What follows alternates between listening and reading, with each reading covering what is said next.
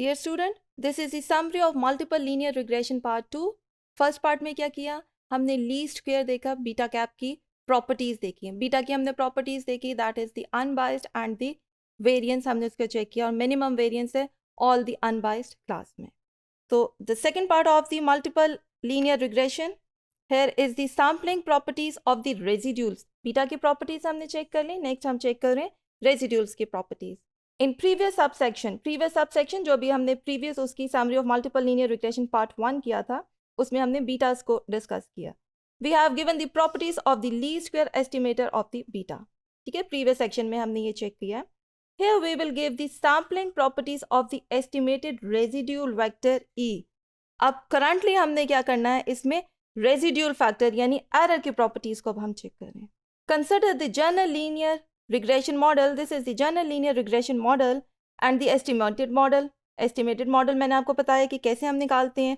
यहाँ पे हम एक्सपेक्टेशन ले लेंगे तो एक्सपेक्टेशन ऑफ एरर 0 आ जाएगी, तो वाई कैप एक्सपेक्टेड वैल्यू हमारे पास ऑफ वाई कैप, जिसको हम वाई कैप कह रहे हैं, which is equals to this.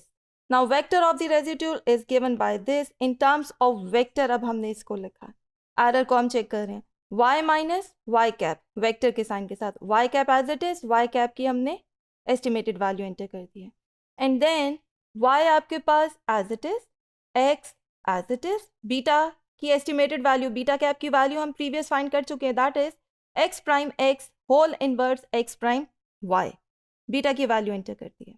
Further आपने अब क्या किया, यहाँ से y कॉमन ले लिया। ठीक है, अब जब y कॉमन लिया तो आपके पास क्या रह गया, आइडेंटिटी रह गया ना, आइडेंटिटी, क्योंकि y हमने कॉमन लिया, ये फैक्टर एज इट इज, तो यहाँ पे क्या आ गया y। अब y किसके इक्वल है, y आपको पता है मॉडल है, मॉडल में क्या है x बीटा प्लस e। ठीक है, ये y की हमने यहाँ पे वैल्यू एंटर कर दी। अब इसको हम मल्टीप्लाई करें, अब ये पूरा फैक्टर आपको पता है x बीटा से मल्टीप्लाई होने, और ये पूरा फैक्टर एरर से मल्टीप्लाई होगा। जब ये x बीटा से मल्टीप्लाई हो रहा है तो मैं इसको यहाँ पे दिखाऊं, आपके पास आ जाएगा x minus whole inverse x prime beta. अब यहाँ पे देखो, ये आपके पास x प्राइम, ये आपके पास, इसको मैं यहाँ पे ब्रैकेट डाल दूँ, ये कैंसिल आउट हो गए। अब यहाँ पे ये एक x भी है, सॉरी, ठीक है, ये आपके पास x ट्रांसपोज x, ये इनवर्स के साथ कैंसिल हो गया, x माइनस x ये भी कैंसिल आउट हो गए, तो 0 आ गया। तो यहाँ पे बीटा एलिमिनेट हो गया, क्योंकि इसकी फर्स्ट x बीटा के साथ जब हमने इसको मल्टीप्लाई किया तो आंसर 0 के इक्वल आ गया। देन ये पूरा फैक्टर e के साथ मल्टीप्लाई हो गया। This is the equation number 6। Now using equation number 6 we find the covariance. First हमने देख लिया उसकी वैल्यू, अब हम उसकी covariance equals to 0 vector and covariance of e equals to this. और इसको फर्दर अब मैं बार बार ये वैल्यूज लिखूं, बार बार ये वैल्यूज लिखूं, तो हमने नोटेशन कह दिया this is equals to the m, this is the m। अब ये आपके पास कोवेरिएंस ऑफ e क्या हो गया, which is equals to m e, where m equals to this one. Also m is a symmetric and independent, तो symmetric and independent की m लाई कर रहा है is the symmetric and the independent.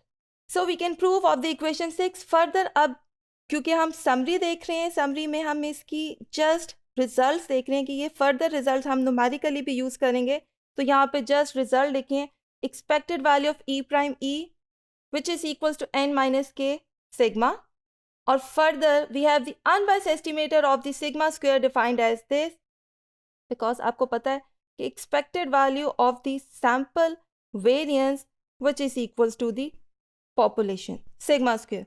तो यहाँ पे आपके पास e prime e basically expected value of e square है ना, minus expected value of e, वो तो टर्म 0 है, तो यहाँ पे इसका अनबाइस्ड शो करना है। So we have the unbiased estimator of the sigma, sigma के लिए हमारे पास ये है expected value of s square which is equal to sigma square and the s square which is equal to e prime e over n minus k. Further this is the equation number 8। Equation number 8 को हम numerically भी check करेंगे कि इसके क्या results आ रहे हैं। यहाँ पे आपको जस्ट उसकी रिजल्ट शो कर दिए, this is the equation number 8। अब जब आपके पास बीटास भी आ रहे हैं, एरर टर्म भी आ गई है, फर्दर उसकी टेस्टिंग करनी है। फॉर 2 सैम्पल, हमारे पास 2 है, बीटा 2 एंड बीटा 3 को हम टेस्ट करें, जस्ट ये टेस्टिंग है।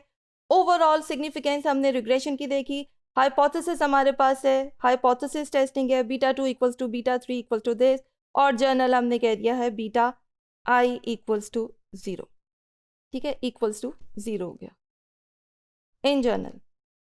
For level of significance this है। टेस्ट स्टेटिस्टिक्स कौन सा यूज करें? एफ टेस्ट स्टेटिस्टिक यूज होगा। This is the formula.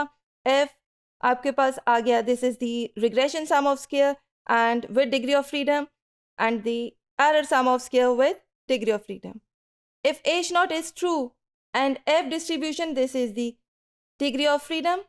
जैसे आपको आइडिया है कि अनोवा टेबल में हम इसको फाइंड कर लें, F इसका फाइंड करें, this is the regression sum of square, error sum of square with its degree of freedom, mean square error आ गए। तो F क्या है? Mean square error of regression and the mean square error of the residuals, this is the F। तो this is the whole procedure of the error sampling properties of the residuals. Residuals की हमने properties यहाँ पे find की हैं।